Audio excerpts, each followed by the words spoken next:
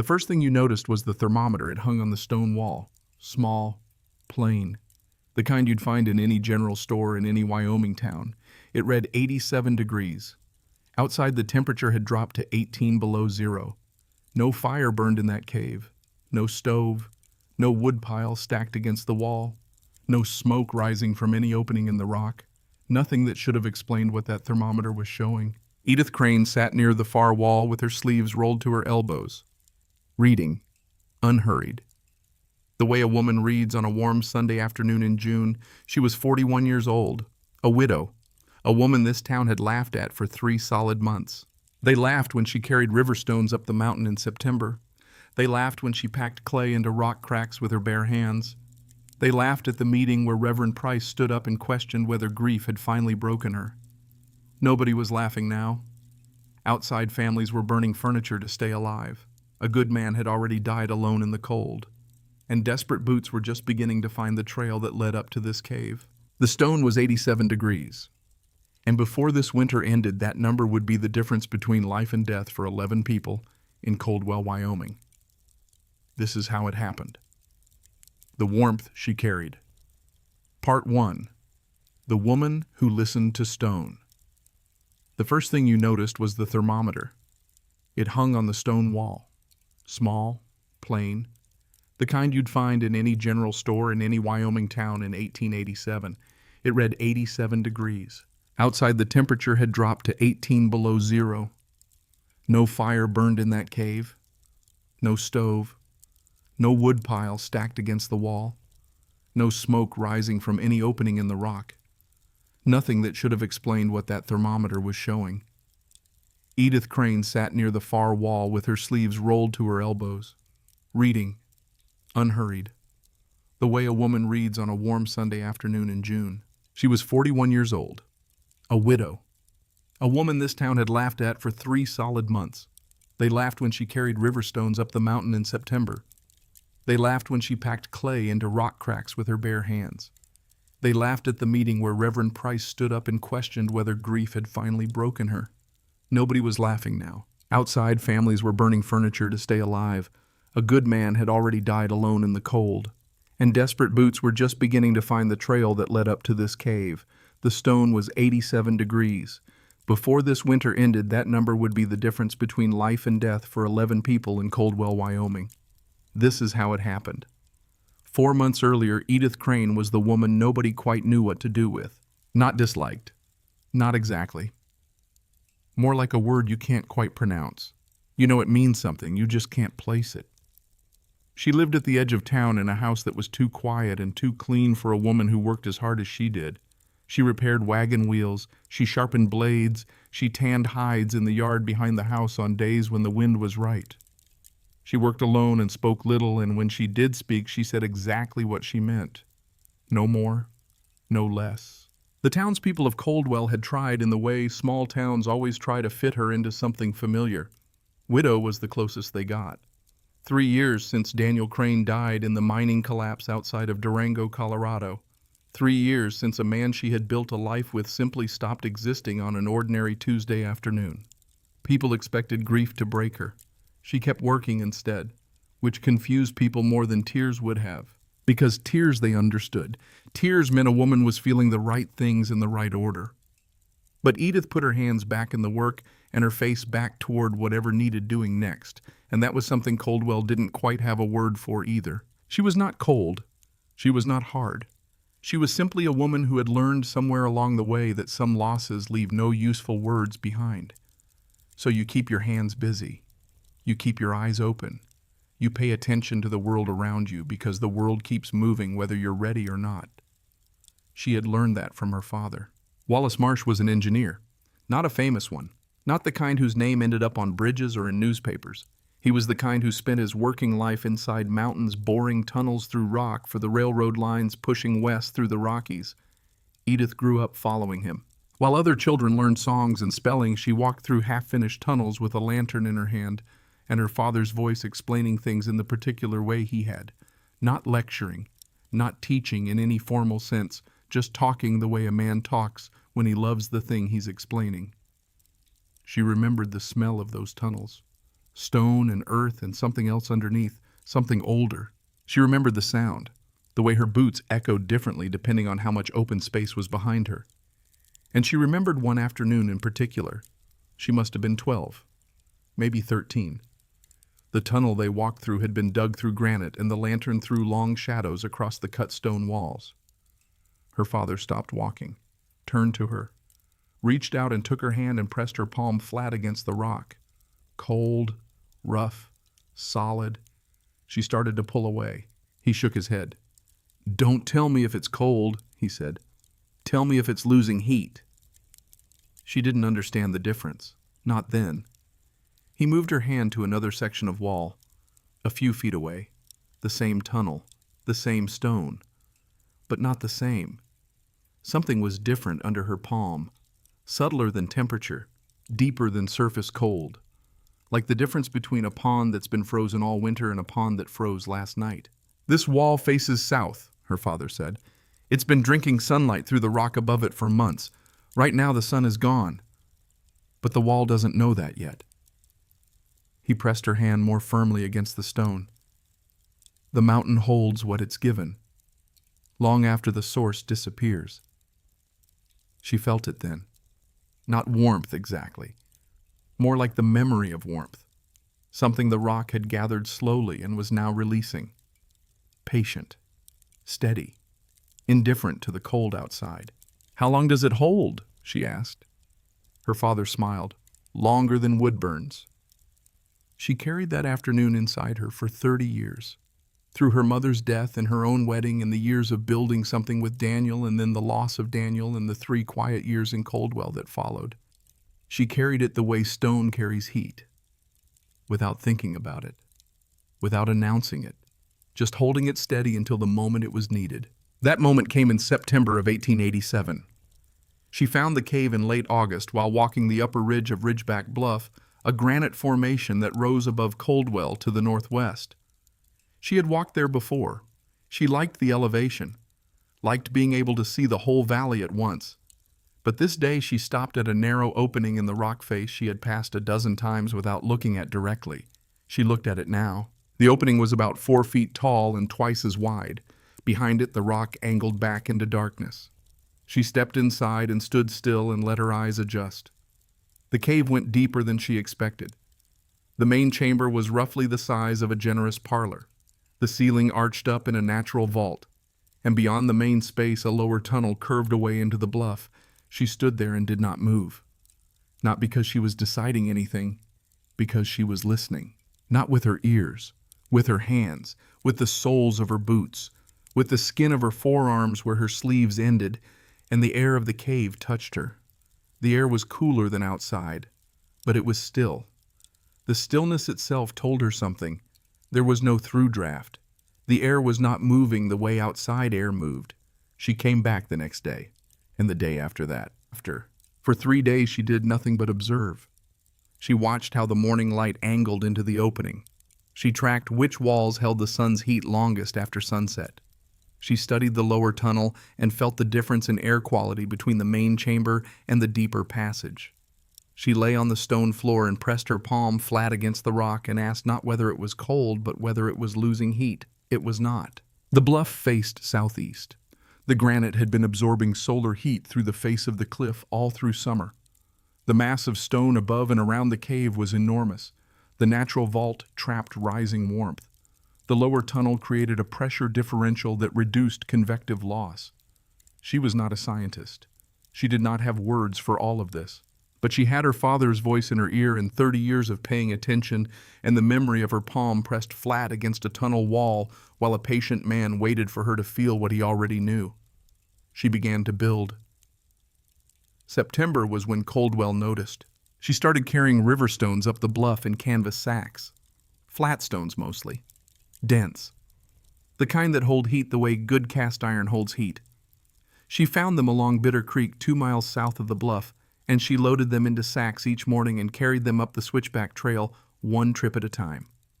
People saw her. Of course they did. Small towns see everything. And what Coldwell saw was a 41-year-old widow making daily trips up the mountain carrying river rocks like she was building something that only made sense to her. The first laugh came from outside the feed store. Two men she recognized but didn't know well. She heard it as she passed. Not aimed at her exactly, more like laughter aimed at the general absurdity of the thing. A woman, hauling rocks, up a mountain, in September. She kept walking. The second laugh came from three women at the well. This one had more shape to it. The particular sound women make when they are not being cruel but cannot quite help themselves. She kept walking. The rocks went up the mountain. The clay went up the mountain. She sealed every crack in the cave walls with packed clay mixed with fine sand from the creek bed. She created a low stone barrier at the entrance to reduce cold air intrusion at ground level. She lined the floor with the flat river stones and packed dry sand beneath them to slow heat loss downward. She shaped a narrow channel in the entrance passage that would funnel low winter sunlight deep into the main chamber during the short days ahead. Every movement had a purpose. Nothing was guesswork. Then one afternoon a woman came and asked. Clem Havelock found her at the base of the bluff trail. Clem was 36, a rancher's wife, dark-haired and direct in the way of a woman who has no time for circling around a thing. She looked at Edith's sack of stones, looked at the trail, looked back at Edith. Does it actually work? Not mocking, not curious in the sideways Coldwell fashion, just asking.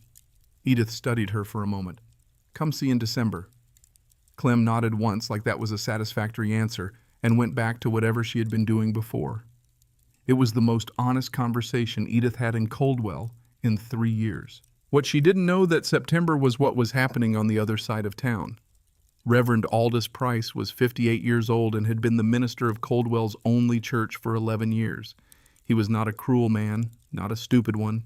He had good instincts about people and genuine concern for the community he served, and on most days those things served him well. But there was a wound in him that had never healed right. He kept a photograph on the small table beside his reading chair. A boy, 9 years old in the photograph. Dark eyes, light hair, a gap in his front teeth that made his smile look like it was letting something out. Thomas.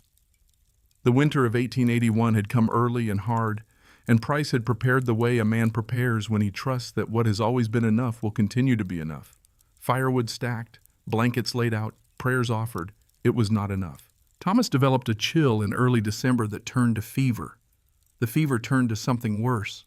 The doctor came twice, and the second time he didn't say much on his way out. Price's wife sat beside the boy's bed for 4 days without sleeping, and on the 5th morning she didn't need to sit there anymore. Price had buried his son in frozen ground and carried the question of what he could have done differently for 6 years without finding an answer. What he found instead was certainty. Not peace. Certainty. The harder cousin of peace. He needed to believe there was a right way to do things, an approved way, a way that had been tested and agreed upon by people with the authority to agree on such things. Because if there was a right way, then the loss made sense. He had done the wrong thing, and now he knew the right thing, and now he could prevent the next loss. He became very good at knowing the right way. He also became very quick to identify the wrong way when he saw it. And what he saw on the slopes of Ridgeback Bluff that September made his jaw tighten in a manner he recognized but could not always explain. A widow, alone, on a mountain, building something. Not the something itself. The aloneness of it, the refusal to consult, the absolute quiet confidence of a woman who had not asked anyone's opinion and did not appear to want it. It reminded him of something he could not name precisely but felt in the back of his chest. He started asking questions, casually, the way a concerned man asks questions. At the feed store at the mill after Sunday services, have you seen what that Crane woman is doing up on the bluff? Do you think she's all right? Has anyone spoken to her? The questions spread the way. Questions do in small towns. By October, the thing Edith was building had acquired in the collective imagination of Coldwell a slightly worrying quality it had not started with. She did not know any of this. She was carrying stones. The meeting happened on a Thursday evening in late October. Price called it quietly. Not a formal town assembly, a gathering of concerned neighbors, perhaps 15 people in the church. Sheriff Gideon Vance was there, which told Edith later when she heard about it that Price had been deliberate about who he invited. She was not invited. Price stood at the front of the church and spoke in the measured, caring tone he had spent 11 years perfecting. He was not accusing anyone of anything. He was simply raising a concern. A woman living alone at the edge of town. Recent loss. Spending her days on an exposed mountain face doing something that no one quite understood. He paused, looked around the room. I think we owe it to her to make sure she's all right. Which was, as far as it went, a reasonable thing to say. What it did in practice was put a shape around the unease that had been building for weeks and give that shape an official quality. A minister's voice, a sheriff's presence, a room full of neighbors nodding. Gideon Vance rode up to the bluff the next morning. He found Edith fitting flat stones into the cave floor with the methodical focus of a woman who had been doing this for weeks and intended to continue. He took off his hat, put it back on, took it off again. Mrs. Crane, she looked up. Reverend Price asked me to check on you. She set down the stone she was holding. Did he? Not a question. Vance cleared his throat. He was a fair man, and he knew standing there that this visit was doing something it probably shouldn't. But Price had a way of making the reasonable and the wrong feel like the same thing, and Vance had not quite figured out how to separate them in time. He's concerned. People in town are... Do I appear to be in distress, Sheriff? He looked at her. Truly looked. She was calm. Her hands were steady. Her eyes were clear and focused and slightly impatient in the way eyes get when a competent person has been interrupted mid-task by a question that doesn't require an answer. No, he said. Then I'm fine. She picked up the stone again. Vance stood there a moment longer, looked at the cave, looked at the carefully packed clay along the walls, looked at the flat stones laid out across the floor with a precision that was clearly not random. He did not know what passive thermal mass was. He would not have recognized the term. But he was a practical man, and practical men notice when someone is doing something with a purpose they can't immediately identify, but which is clearly intentional. He put his hat on, turned his horse around, rode back down to Coldwell. He told Price no problem up there. Price thanked him, said he was relieved, looked briefly in the direction of the bluff. He did not look relieved. Edith up on the mountain heard about the meeting 3 days later from a woman at the dry goods store who told her in the apologetic tone people use when they're delivering information they feel guilty about having heard. Edith listened to the whole thing, then bought her flour and her salt and walked home. That evening she sat at the kitchen table and thought about what her father had told her once about the men who second-guessed his tunnel designs, educated men with opinions and positions and the social standing to voice those opinions loudly. You know what teaches a man to trust his own hands, her father had said. She shook her head, not arguing with the ones who don't. She went to bed. She was up before sunrise, carrying more stones. November settled over Wyoming like a judgment. The first frosts had come in October, and they were hard ones, the kind that cracked the water barrels and killed the last of the garden overnight, and made even the most experienced ranchers look at their firewood stacks with slightly narrowed eyes. Edith worked through November without slowing. By mid-November, the clay seals were finished. The floor stones were laid and packed. The entrance channel was shaped and tested on clear days, watching where the low-angle light traveled when it came through. She prepared the lower tunnel. This was the thing she had not planned originally, or not in a specific way, but which took shape on its own over the course of the work. The lower tunnel ran about 30 feet back from the main chamber. It was lower ceilinged and darker, and the floor had to be leveled carefully. But it was larger than it looked, and it was, if anything, warmer than the main space because it was deeper into the bluff and the thermal mass surrounding it was greater. She packed it with sand. She brought down 2 old wool blankets she didn't use. She laid the floor smooth. She did not tell anyone about the lower tunnel, not because she was secretive, because nobody had asked. By the 1st of December, the main chamber was holding warmth she could feel the moment she stepped inside. She hung the thermometer on the wall, a simple brass instrument accurate enough. She watched the number over 3 successive days, 84, 85, 87. She rolled up her sleeves and read her book and listened to the wind begin to build outside. It was ready. The night before the first big storm, Edith woke at 3 in the morning to a sound she recognized before she was fully conscious. The wind had changed direction. She lay still and listened. There was a particular pitch to whine coming down from the northern passes, a density to it, like the air itself was heavier. She had heard it twice before in her life, once in Colorado and once in the first winter after she arrived in Coldwell, and both times it had meant the same thing. Something serious was coming. She got up, put on her coat, went outside and stood in the yard and looked north. The stars were still visible, but at the horizon they were not. A darkness that was not night lay across the low edge of the sky. Moving. She could feel it moving even though she could not see it directly. She went back inside, put more wood on the fire, sat at the table and thought about whether there was anything else that needed doing on the bluff. There wasn't. She had done the work. The cave was ready. Then she heard boots on the ridge trail. Not down the trail, on it. Somewhere up above the town in the dark, someone was walking up toward Ridgeback Bluff. She stood in her doorway and looked up at the dark shape of the bluff against the slightly lighter sky.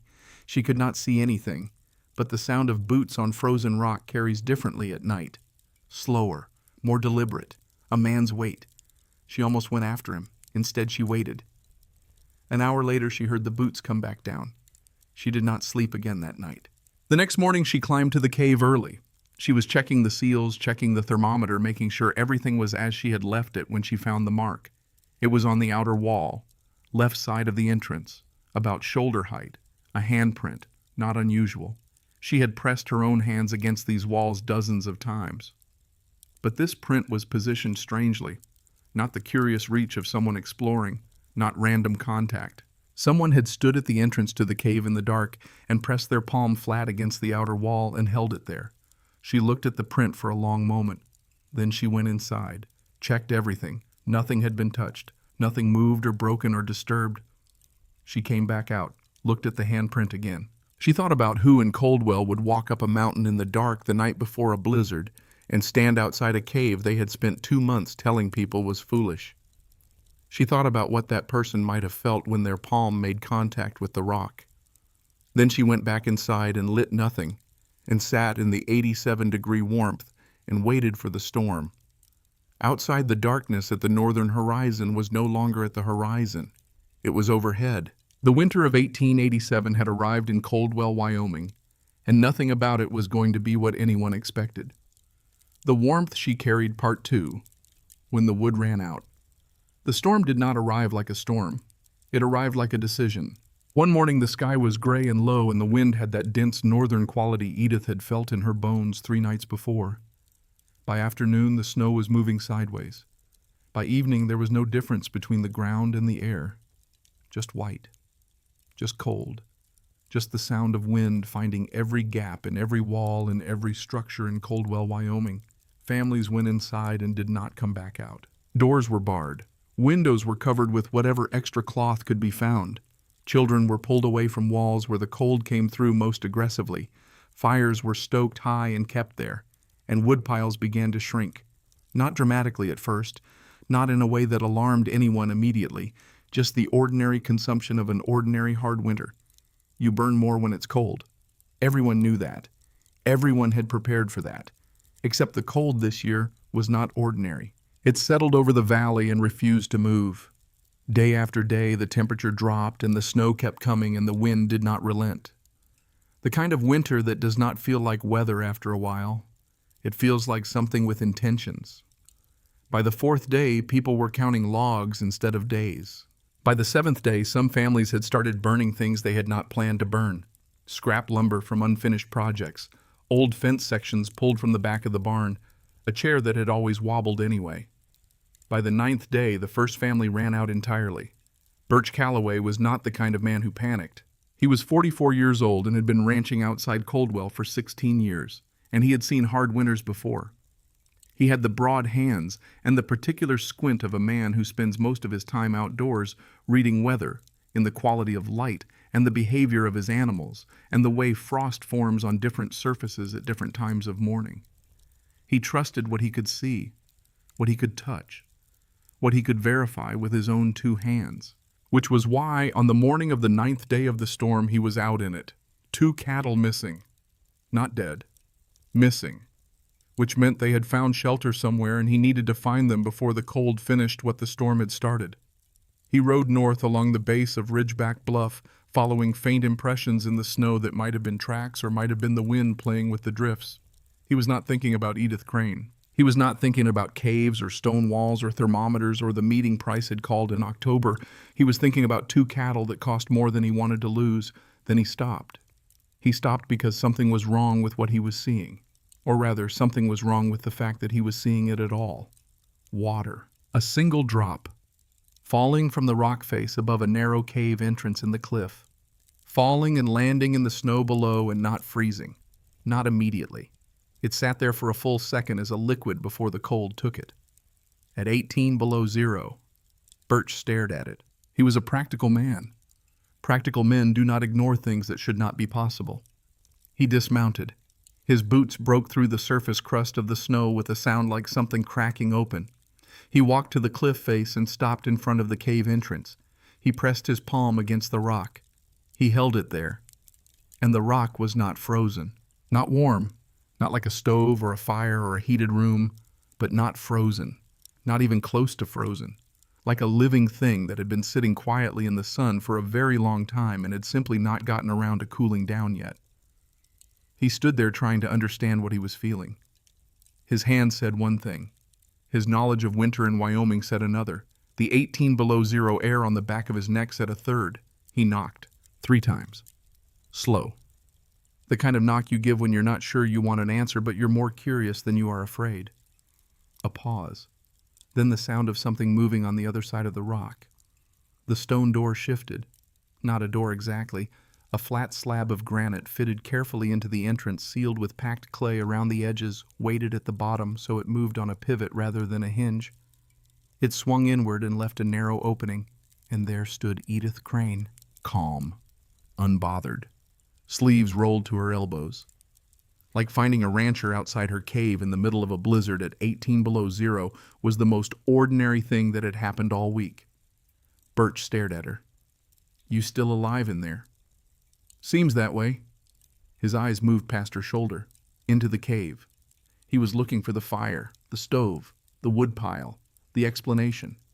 There was no fire, no stove, no woodpile. Nothing that should have been producing the warmth he could feel drifting out through the narrow opening and touching his frost-stiffened face like a hand. The thermometer on the wall behind her read 87 degrees. "What are you burning?" "Nothing." He looked at her, back at the cave, back at the drop of water still falling from the rock above the entrance. Something shifted in his expression. Not fear, not quite wonder either. More like the specific expression of a man who has just encountered something that is going to require him to reconsider several things he thought he understood. He stood there in the blizzard for a long moment. Then he nodded once, turned around, walked back to his horse. He rode back toward town carrying a question he could not answer and an image he could not shake. 87 degrees, no fire. A woman with her sleeves rolled up reading a book like it was June. He did not tell anyone what he had seen. Not yet. He needed to think about it first. Practical men always need to think before they speak, because once you speak a thing you have to defend it, and he was not ready to defend this yet. But he did not stop thinking about it either. The rumors started without him. Someone had seen Edith going up the trail 2 weeks before the storm. Someone else remembered the October meeting. A third person had a theory about hot springs. A fourth had heard something about volcanic rock in that part of the bluff. Each story grew stranger. Each telling added something the previous version didn't have. By the second week of the storm, Coldwell had collectively decided that whatever Edith Crane was doing up on that mountain involved either hidden coal deposits, underground thermal vents, or some combination of both. Nobody went up to check. It was 18 below zero. Instead, they stayed inside and burned what they had left and looked at their dwindling wood stacks and told each other the storm would break soon. It did not break soon. The family who ran out first was the Havelocks. Clem and Frank Havelock and their daughter Bess, 7 years old with dark braids and a serious face and a habit of asking questions that adults found difficult to answer. They had burned everything burnable. The extra lumber in the barn, the old rocking chair with the cracked runner, 2 fence sections, a crate they had been using as a side table since Frank kept meaning to build a real one and kept not getting around to it. On the morning of the 10th day, Clem stood in front of the empty wood box and looked at it for a long time. Frank was behind her. Bess was wrapped in 2 blankets in the corner, not complaining, which was somehow worse than complaining. The child had started shivering in the night and had not stopped, and her skin had that papery look that cold puts on small faces when it has been there too long. Clem thought of Edith Crane. She thought of a woman standing at the base of a trail in September with her direct eyes and her canvas sacks of river stones. She thought of a question she had asked and an answer she had been given. Come see in December. It was December. She wrapped Bess in everything she could find. She told Frank where they were going. He didn't argue. That told her something about how bad things were. They were halfway up the bluff trail when Birch Calloway appeared out of the snow going the same direction. He had 2 heavy sacks with him, flat river stones, the same kind Edith had spent months carrying up this mountain. He looked at the family, looked at the stones, looked back at the family. I found the cattle yesterday, he said. They're in the lower tunnel already. Clem stared at him. She has a lower tunnel. She plans for everything. They climbed together, Birch leading, Clem carrying Bess most of the way because the child's legs had stopped cooperating. Frank behind them with the last of their blankets bundled under one arm. The cave entrance was there in the cliff face above them, unremarkable from outside, a narrow gap in the granite. Birch knocked. The stone door shifted. Warm air came out first. Not dramatically, not in a rush, just quietly and steadily, the way warmth moves when it has been sitting somewhere for a long time and is in no particular hurry. It touched Clem's face, and she stopped walking for 1 full second. Edith looked at the group in front of her. Her eyes moved to Bess, bundled and pale and still shivering, and something in her expression shifted. Not dramatically, just a small adjustment, the way a woman's face adjusts when she sees something that requires immediate practical attention. She stepped back from the entrance. Come in. Inside, Bess stopped shivering within minutes. And not all at once, gradually. The way warmth works on a cold body, from the outside in. The shivering slowed. The papery look softened. Color returned to the child's cheeks in a careful, patient way. Bess looked around the cave, at the stone walls, at the vaulted ceiling, at the thermometer on the wall reading 87 degrees, at the complete absence of any fire or stove or source of heat that made any sense to her 7-year-old understanding of how warmth worked. She walked to the nearest wall, pressed both palms against the stone, held very still. It's breathing, she said, quietly, like she had discovered something that deserved to be spoken carefully. Edith looked at the child, at those small palms pressed flat against the rock, at the serious face and the closed eyes. She did not explain, she did not correct. She did not say, well, actually, it's thermal mass transfer and convective heat distribution, and the reason the rock feels like that is because of months of solar absorption through the southeast face of the bluff. She just got out another blanket. Some things don't need explaining. Some things just need to be felt. The rule came on the second day. Not harsh, not unwelcoming, just clear. Edith gathered the people in the main chamber. Birch, Clem and Frank and Bess. 2 other families who had arrived that morning led up the trail by whispered word from the Havelocks. 7 adults, 2 children, and 2 cattle in the lower tunnel whose body heat was incidentally contributing more to the overall thermal mass than anyone fully appreciated at the time. Edith stood near the thermometer and looked at all of them. You can stay, she said, but you learn how this works. No speeches, no conditions beyond that. Just the direct statement of a woman who had built something and was not willing to watch it fail because the people inside it didn't understand it. She showed them. Not with lectures, with her hands. This seal keeps cold air from entering at ground level. Feel it here where the clay is packed. Feel the difference between this wall and that one. This is why the entrance faces that way. This is the ventilation shaft. This is what you check in the morning. This is what failure looks like before it becomes a problem. Clem paid attention with the focused intensity of someone who understood immediately that the thing being explained was exactly as important as it sounded. Birch paid attention in the way practical men pay attention to practical things, without drama, with thoroughness. Frank paid attention because his daughter was sleeping through the night for the first time in 2 weeks, and he would have paid attention to anything Edith Crane chose to explain. By the end of the 3rd day, 11 people occupied the cave. The thermometer held steady. The stone walls gave back what they had spent months receiving, and outside the storm continued in its relentless, indifferent way. Coldwell was surviving, but not all of it. Reverend Price came on the fourth day, not with a group, not with an official purpose. Alone. He arrived at mid-morning when the snow had paused briefly and the bluff trail was navigable if you were careful. Edith was outside checking the upper ventilation shaft when she saw him coming up through the last switchback. He was moving slowly. Not from cold, she thought, from something else. She waited. He stopped a few feet from her, looked at the cave entrance, looked at her. "I'd like to come in." Not a demand, not quite a request either.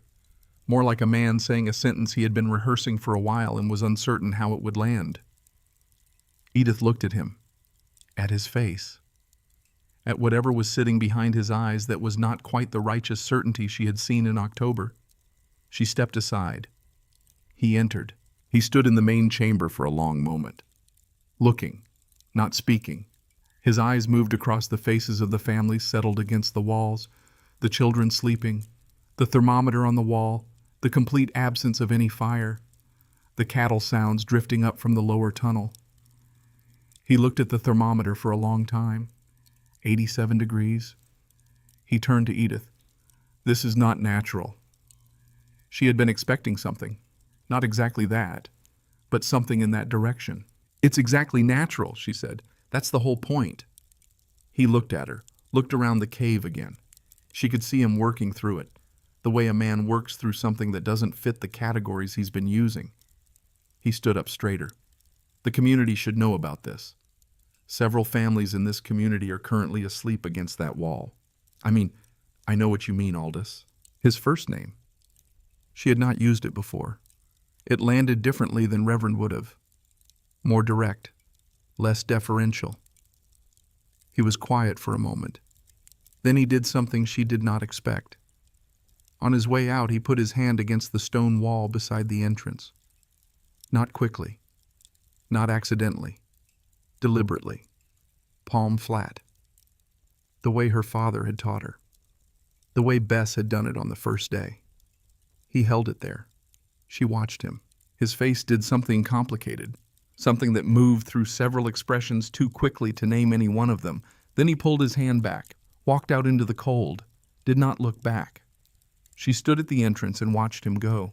She thought about what it meant that a man who had spent 2 months telling his congregation there was nothing useful happening on this mountain had just stood in a cave that was 87 degrees in the middle of a blizzard and pressed his palm against the wall on his way out. She thought about what he had felt. She thought that whatever it was, it had not made things simpler for him, which meant she understood that this was not over. On the 6th day of the storm, Silas Burke died. He was 74 years old, and he lived alone in a small house at the southern edge of town, a 15-minute walk from the nearest neighbor, if the roads were clear. The roads were not clear. They had not been clear for 6 days. Silas had run out of firewood on the 4th day. He had not told anyone. Not from pride, exactly. More from the habit of a man who had been managing on his own for so long that asking felt like a language he had forgotten how to speak. His wife had died 11 years ago. His children were in Missouri. He got along. He had always gotten along. He did not get along this time. They found him on the morning of the 7th day when the snow paused long enough for people to check on neighbors. He was in his chair by the cold stove, still dressed, his hands folded in his lap, like a man who had sat down to wait for something and simply not woken up when it arrived. Edith heard about it that evening. Birch came up to tell her. He stood in the entrance of the cave and said it plainly the way Birch said most things. She listened. Silas Burke, 74, alone, the cold. She did not say anything for a long time. She was thinking about a morning in September, carrying stones down Bitter Creek Road, the sun still low, the air with that sharp early autumn quality, and Silas Burke coming the other direction on his way to wherever he went in the mornings. He had looked at her sacks of river stones. He had looked at the bluff in the distance. He had not said anything, not one word, but he had nodded. Once, slowly. The kind of nod that means I see what you're doing and I'm not going to pretend I don't. She had kept walking, but she had noticed. It was the only acknowledgement anyone in Coldwell had given her in 3 months of carrying stones. She sat with that for a long time after Birch left. She sat in the 87-degree warmth that the mountain had been storing since summer, and thought about a man sitting alone in a cold house that she could not have reached in a blizzard, even if she had known. She thought about what her father used to say when she asked why he built the tunnels so wide when the railroad only needed them so wide. Because someday someone is going to need to come back through in the dark. She should have gone to see Silas Burke in October, should have knocked on his door and asked about his woodpile, should have thought about who in Coldwell might be the kind of person who runs out of things without telling anyone. She had not thought about it. She was thinking about it now. The worst night came on the 8th day. The temperature dropped below 30 below zero, the kind of cold that stops being weather and starts being something personal. The wind found new ways into structures that had been standing for years without complaint. 3 families in the lower part of town woke to ice forming on the inside of their walls. In the cave, 11 people and 2 cattle slept. At 2 in the morning, Edith woke up. Something was wrong. Not a sound exactly. The absence of a sound. The cave had a quality to its air that she had learned over months of sleeping in it. A certain lightness. A movement so slight it was more felt than heard. The ventilation shaft pulling fresh air through the lower passage in a gentle, continuous current. That current had stopped. She was on her feet before she was fully conscious. Across the cave floor to the ventilation shaft access point. She put her hand to the opening. Nothing. No movement. No air. The shaft had frozen shut. She ran the numbers in her head without meaning to. 11 people. Enclosed space. CO2 builds slowly, but it builds. 2 hours until it became uncomfortable. 4 until it became dangerous. The children would feel it first. She turned around. Birch was already awake, sitting up from his place near the far wall, watching her. The way a practical man watches when he can see something has gone wrong and is waiting to find out what it is. Ventilation shaft, she said. He was on his feet. What do you need? She was already moving toward the equipment she kept along the east wall. The wooden lever. The clay tools. The spare packing material she had stored there for exactly this reason, because she had known from the beginning that ice was a possibility and practical people plan for possibilities. Hold this exactly here, she said. Don't move it until I tell you. The shaft access was at the back of the main chamber, a narrow passage about 18 inches wide that angled up through the rock to an opening on the bluff face above. She had designed it herself. She knew every inch of it. She climbed into the passage with a chisel and a cloth-wrapped warming stone she had kept near the thermal center of the cave. Hot enough. Not hot enough to crack the rock, just enough to encourage ice to let go. The passage was dark. Tight. Cold in a way the main chamber wasn't. She worked by touch. Her father's voice in her ear. Feel where it's tight. Feel where it's releasing. Don't force. Let the heat do the work. She worked for 20 minutes.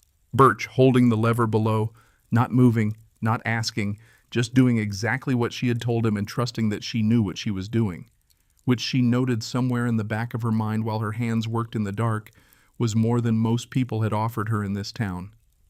Then the ice shifted. Not all at once. In stages.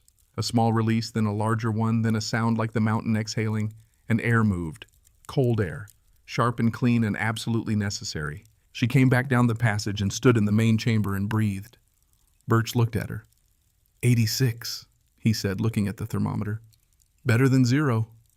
Considerably. They stood there for a moment in the particular silence that follows the resolution of something that could have gone much worse. Around them, 11 people slept without knowing how close the night had come. Edith looked at the ventilation shaft access, looked at the thermometer, looked at the sleeping faces of 2 children along the east wall. 1 degree lost, 11 people still breathing. She thought that was an acceptable trade. He came back on the 9th day. Price. Alone again. After dark this time. She was sitting near the entrance when she heard his boots on the trail. She opened the stone door before he knocked. He looked at her. At the open door. At the warm light coming from the main chamber behind her. He looked like a man who had not slept. She stepped outside rather than back. pulled the door most of the way closed behind her. The wind had dropped in the last few hours, which meant the cold was more direct, but the night was quieter.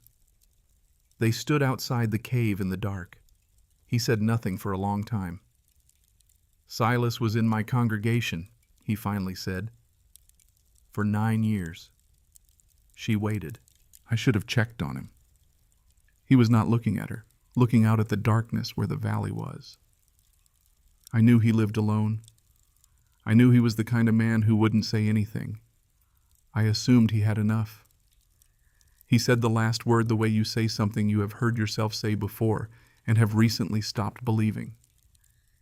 "Did you know he was running low?" Edith asked. "No." "Did you think to ask?" Long pause. "No." She looked at the darkness. "I assumed," Price said again, slowly, like a man taking apart a word to see what's inside it. She thought about what to say, or whether to say anything. This was not the conversation she had expected. She had expected the official version of Price, the one who showed up with positions and concerns and the particular authority of a man accustomed to being listened to. This was someone else. This was a man sitting next to a loss he couldn't explain away. "My husband died because a tunnel failed," she said. "The engineer assumed the support structure was adequate. He had done similar work before. He had no reason to think otherwise." Price looked at her. "Assuming is how we save time," she said, "until it's how we lose people." The wind moved between them, cold, quiet. He looked at the cave entrance, at the stone wall beside it. His hand moved slightly as if reaching toward the rock, then stopped. "I told people not to listen to you," he said. "Yes. I stood in front of my congregation and I suggested you had lost your reason." "Yes. I was wrong." No qualification, no explanation, no architecture of justification built up around it. Just 3 words placed down plainly in the dark. She looked at him for a long moment. She thought about the meeting in October, about Sheriff Vance riding up the bluff with a hat he couldn't decide whether to wear, about 3 months of laughter and 2 months of whispers, and the particular specific courage it takes to carry river stones up a mountain when everyone you pass thinks you've lost your mind. She thought about Silas Burke nodding at her in September. She thought about what her father used to say about forgiveness, not as a feeling, as a decision, as a thing you do with your hands because your heart isn't ready yet, but your hands know what the work requires. "There are families in the lower part of town who haven't run out yet," she said. "But they will. The storm isn't done." He waited. "When it breaks enough to move, I'm going down to show people how to hold heat better. Seal walls, use stone, make their wood last longer." She looked at him. "I could use someone who knows which houses to go to first." The wind moved again. Price stood very still. "I know every house in Coldwell," he said quietly. "I know." She went back inside. He stood outside in the cold for another minute. Then she heard his boots on the trail going down, steadier than they had sounded coming up. Inside the cave, 11 people slept in 86 degrees of warmth that the mountain had been patiently building since summer. The storm was not done. But something else was beginning. The warmth she carried. Part 3. What the Stone Remembers. The storm broke on a Tuesday, not dramatically, not with any announcement, just a morning when the wind had stopped and the sky was a pale washed blue instead of gray, and the snow on the ground sat still for the first time in 11 days. Edith stood at the cave entrance and looked at it. Still cold. Brutally cold. The kind of cold that settles in after a storm like a guest who has overstayed but hasn't quite decided to leave. 30 below the night before. Probably 25 now. The valley below was white in every direction. Rooftops barely visible above the drifts. Chimney smoke rising straight up in the windless air, which would have been a peaceful sight if you didn't know how many of those chimneys were burning the last of what their families had. She went back inside. Clem was already awake. She usually was. In the 11 days since the Havelocks had come up the bluff, Clem Havelock had learned the cave the way you learn something you understand matters. Not perfectly, not technically, but genuinely. She knew which seals to check in the morning. She knew how to read the ventilation shaft for early signs of restriction. She knew that the thermometer was a report, not a goal, and that the work of maintaining the heat was continuous and quiet and had no finish line. She was, Edith thought, a natural. "Wind's down," Edith said. Clem looked up from where she was checking the lower seal along the east wall. "I felt it. I'm going down today." Clem was quiet for a moment, still checking the seal, pressing her palm along the clay line where the stone met the floor. "You're leaving." "Not leaving, going down." Edith looked around the cave, at the sleeping families, at Birch's broad back near the entrance where he slept lightest of anyone, always closest to the door, at Bess curled against the south wall with her braids spread out around her head like a dark halo. "You know how this works now." "I know enough to keep it running. That's all anyone needs." Clem stood up, looked at her. The direct look she had given her back in September at the base of the trail when she had asked, "Does it actually work?" and accepted "Come see in December" as a complete answer. "Silas Burke had a neighbor," Clem said.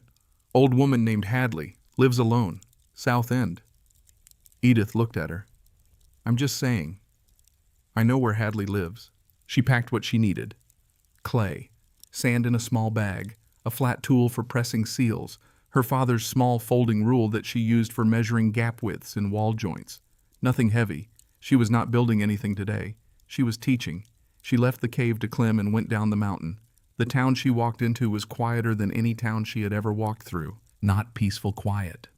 Survival quiet.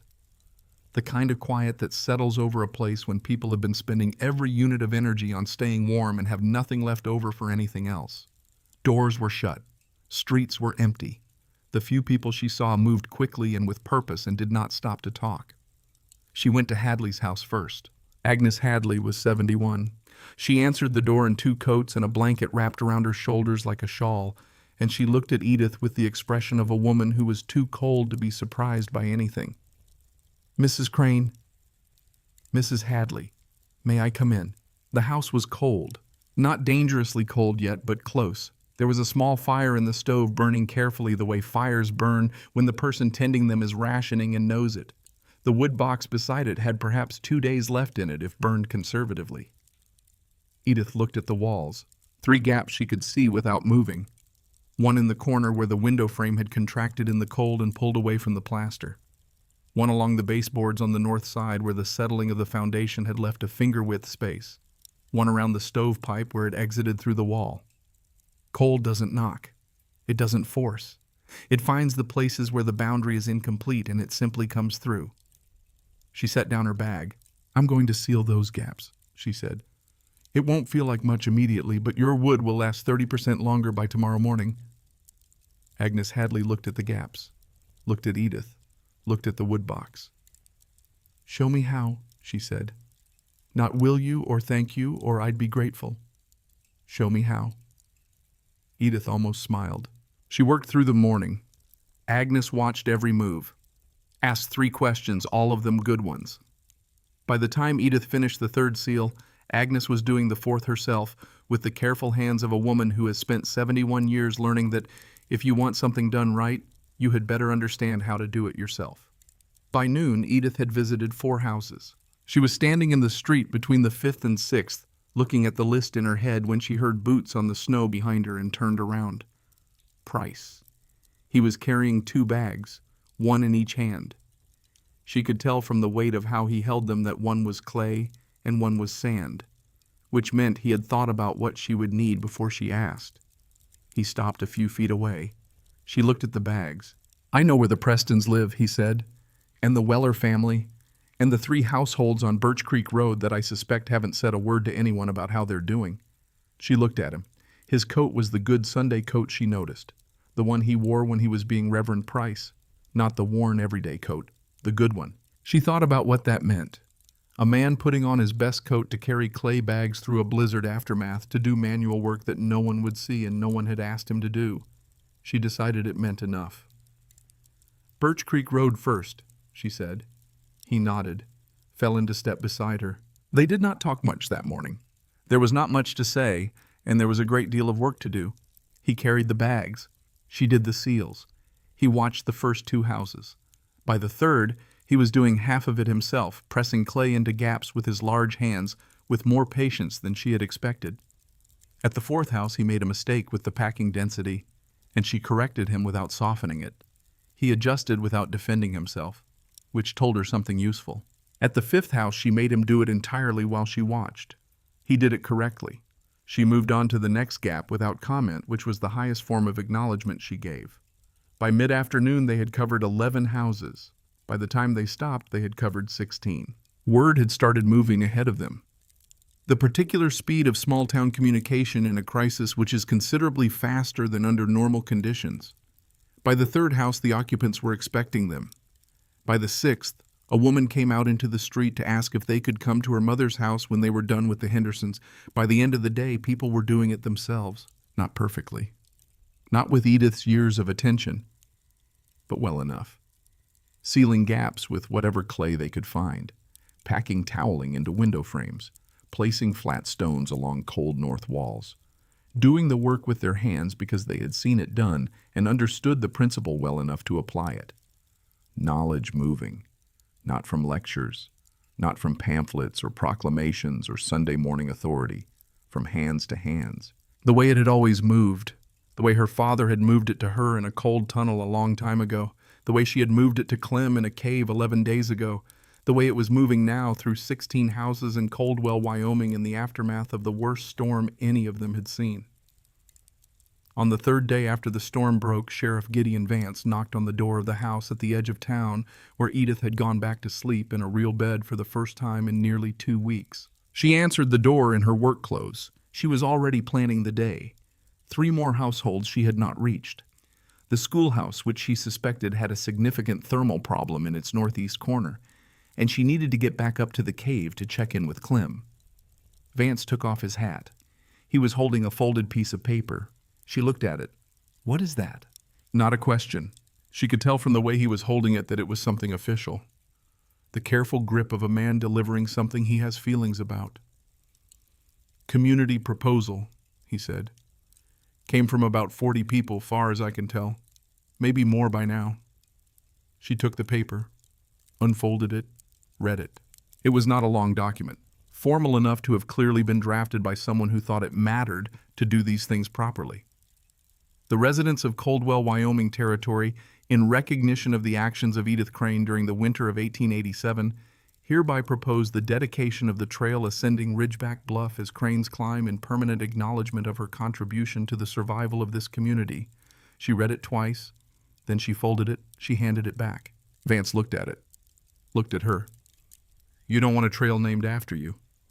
"I want a trail named correctly." He waited. "Marsh's Way," she said. He wrote it down on a small notebook he kept in his breast pocket.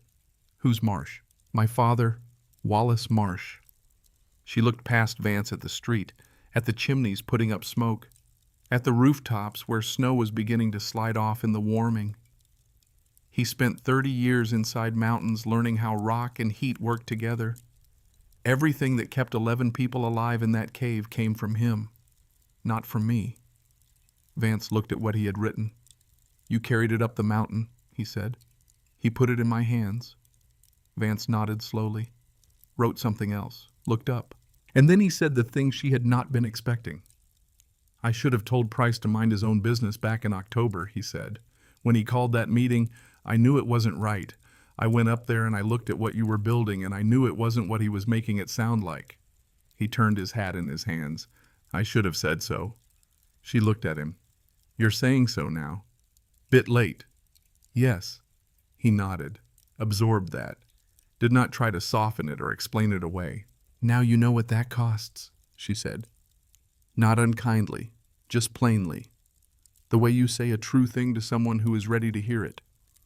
He put his hat back on. "Marsh's Way," he said. "I'll take it to the committee." He walked away down the street. She watched him go. Then she put on her coat and picked up her bag and went to find the 3 houses she hadn't reached yet. The schoolhouse was worse than she expected. The northeast corner had a gap behind the baseboard that ran nearly 4 feet and had been there from the look of the settling for at least 2 winters. Cold had been pooling in that corner like water in a low spot. Every child who sat in those back seats had been learning their lessons in measurably colder air than the children near the front. She spent most of an afternoon on it, and Price found her there. He came in without knocking, which she had come to understand was not rudeness, but the habit of a man who had spent 11 years walking in and out of community buildings like they were extensions of his own responsibility. He looked at what she was doing. "I can do the upper section," he said. She handed him the clay without discussion. They worked in the empty schoolhouse in the quiet that comes in the afternoon when children are elsewhere and light comes low through windows, and the building itself seems to be resting. After a while he said, without looking up from the gap he was packing, "I owe you more than carrying your bags." She kept working. "You don't owe me anything." "That's not accurate." "Aldous." She pressed the clay flat and ran her thumb along the edge to seal it. "I built the cave because I knew how to build it. I came down here because Silas Burke died alone, and I didn't want that to happen again. Neither of those things was about you." He was quiet. "You made it harder," she said. "That's true. But hard things are still done. The cave still held. The people in it are still alive." She moved to the next gap. "If I had spent October worrying about your opinion instead of packing clay, the seals would have been weaker. So, in a way—" She stopped, considered. "In a way, your doubt was useful." He looked at her. She met his eyes. "Don't let that comfort you too much," she said. Something crossed his face, something that in a different man in a lighter moment might have been the beginning of a laugh. "No," he said. "I won't." They finished the schoolhouse in late afternoon. On his way out, he stopped at the door. "I told my congregation about the cave," he said. "Last Sunday. Explained how it works, why it works." He paused. "I told them they should have listened to you in September." She looked at him. "What did they say?" "Most of them already knew. They didn't say much." He turned his hat in his hands, which was probably what I deserved. He left. She sat in the empty schoolhouse for a moment after he was gone. She thought about October, about carrying stones past the feed store while two men laughed, about the meeting she hadn't been invited to, about Sheriff Vance on her mountain with a hat he couldn't decide about 3 months of cold shoulders and sideways looks, and the particular loneliness of being certain about something that everyone around you thought was foolishness. She thought about Silas Burke nodding at her in September. She thought about Bess Havelock pressing her palms against the stone wall and saying it's breathing. She thought about Clem Havelock learning the ventilation shaft in 3 days, because she paid the kind of attention that comes from understanding that the thing you are learning is the thing keeping your child warm. She thought about Price in the dark outside the cave, his hand on the rock, the complicated thing that moved across his face when he felt what the stone had been holding. She thought about all the ways a winter can break a person, and all the ways it can show you what you're made of. Not the dramatic ways, not the heroic ones, the quiet ones, the daily ones, the ones that happen at 2 a.m. in a dark passage with a chisel and your father's voice in your ear and 11 people asleep in the warmth behind you. She picked up her bag, went home. Spring came the way Wyoming spring always comes, not as an arrival, as a negotiation. Snow retreating from the south-facing slopes first, a patch of mud appearing on the road near the mill, water moving again in the upper creeks, tentative at first, then with increasing confidence. The particular quality of light in late February, when the sun begins staying a few minutes longer each day and the air loses just a fraction of its edge. Edith noticed it on a morning walk up the bluff trail. The trail itself had changed. Someone had cleared the worst of the drifts and laid flat stones along the switchback where ice accumulated. Not all at once. Over several days. She had not done it. She did not know exactly who had, though she had her suspicions about Birch Calloway, who had the flat stones and the disposition. She climbed without hurrying. The cave was empty now. Had been for 2 weeks since the last family came down from the bluff when the lower part of town became livable again. She had checked it every few days. The families had left it clean, blankets folded, the floor stones clear, the ventilation shaft open. The thermometer read 68 degrees, still holding. Still giving back what the mountain had stored, slower now with the main chamber empty and no body heat supplementing the stone. But steady, patient. The way warmth works when it has been stored properly and released at the rate the stone decides. She stood in the main chamber and looked at the thermometer for a while. She thought about the first time she had seen that number, sitting in September watching it climb, 84, 85, 87. The quiet satisfaction of a thing working the way you believed it would work, which is a different feeling from luck and a different feeling from surprise. It is the feeling of trust being returned. She pressed her palm against the south wall, not checking anything, not measuring, just the way you put your hand on the shoulder of someone you know well. Just contact, just acknowledgement, still warm. She was standing there when she heard the small boots on the trail outside. Bess Havelock appeared in the cave entrance with the serious face and the dark braids and the expression of a child who has decided to go somewhere and did not feel it was necessary to tell anyone where. She was 7 years old and she had survived 11 days in a cave, and she was not particularly afraid of anything. She looked at Edith. Edith looked at her. "Does your mother know you're here?" "Probably." Which Edith understood to mean no, definitely not, but Bess had assessed the risk and found it acceptable. "Come in then." Bess came in. She looked around the cave the way she always looked at it, taking inventory, checking that things were as she had left them. The thermometer, the ventilation shaft, the flat stones on the floor that she had helped repack on their last morning before coming down the mountain. Then she walked to the south wall. She pressed both palms flat against the stone. She closed her eyes, stood very still. Edith watched her. The same posture Bess had stood in on the first day, the same complete attention, the same quality of stillness that children have when they are genuinely listening rather than performing the act of listening. Edith thought about a cold tunnel a long time ago, a lantern throwing shadows, her father's hand guiding her palm to the rock.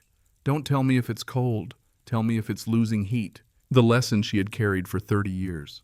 Through Colorado and marriage and loss and 3 years of quiet in a town that didn't know what to do with her. Through September and October and November and the whole long work of building something that everyone thought was foolish. Through 11 days and 11 people and 2 cattle and 1 night in a dark passage with ice and a chisel. Through Silas Burke and Aldous Price and clay bags and a schoolhouse corner and a sheriff with a piece of paper. All of it from one afternoon. One hand pressed flat against a tunnel wall. One patient man waiting for a girl to feel what he already knew. And now here was Bess, 7 years old, palms flat, eyes closed, listening to the stone. Edith did not say anything. She did not explain about thermal mass or solar absorption or why granite faces southeast and what that means over the course of a summer. She did not name any of it. She did not fill the silence with information. She just watched. Because some things don't need explaining. They need to be felt first, understood in the hands before they are understood in the head. That was what her father had known. That was what he had given her. Not a lesson, not knowledge in the academic sense, a way of paying attention. Bess opened her eyes. She looked at the wall for a moment. Then she turned and looked at Edith. "It's still warm," she said. "Yes." "Even though it's almost spring?" "Yes." Bess thought about this. The processing look of a child who is genuinely working something out. "Because it stored it," she said. Edith looked at her. "Because it stored it," she said. Bess nodded once, slowly, the satisfied nod of a person who has just confirmed something they suspected. She took her palms off the wall. She looked at the thermometer, looked at the ventilation shaft, looked at the floor stones, taking it all in with those serious dark eyes, committing it. Then she turned and walked back toward the cave entrance. At the opening, she stopped, turned around. "My mother said you learned it from your father." "I did." "And he learned it from the mountains." Edith looked at her. "Something like that," she said. Bess thought about this for another moment. Then she walked out of the cave and down the bluff trail toward town. Edith stood alone in the cave and listened to the small boots recede on the stone path. She stood there for a long time. Outside the sky above Wyoming was the pale washed blue of a winter ending. The snow on the south slopes was pulling back. Water was moving in the creeks again. Somewhere below in Coldwell, a blacksmith's hammer rang across the valley once, then again, then settled into the steady rhythm of work resuming. She put her palm against the south wall one more time. 68 degrees.